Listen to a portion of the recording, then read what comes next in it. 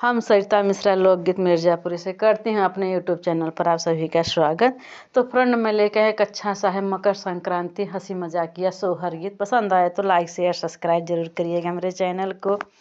जब हम खाए लाई पिया को मरी गई माई, पिया को मरी गई माई हो।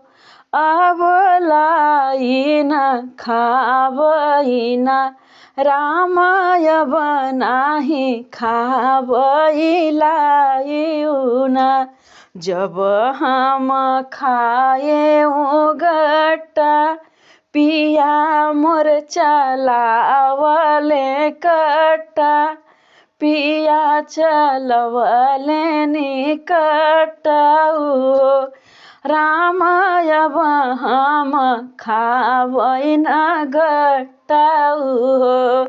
जब हम पहिरे साड़ी पिया मोर चलावले गाड़ी, चलावले गाड़ी रामाय हम पहिरब न साड़ी रामाय हम पहिरब न साड़ी जब हम बान्हे जुरा पिया मोर चलावले छुरा, चलावले छुरा रामाय हम बान्हब न जुरा।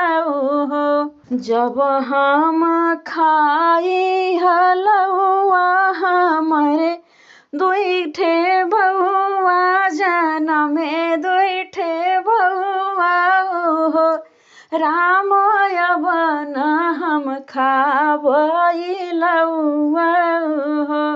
जब हम खाए लिट्टी, जब हम खाए लिट्टी राम होई गए हमारे एक बिट्टी। अब लिट्टी न खावई न रामाय हम खावई न लिट्टी तो फ्रेंड कैसा लगा सोहर गीत कमेंट बॉक्स में ज़रूर बताइएगा। धन्यवाद।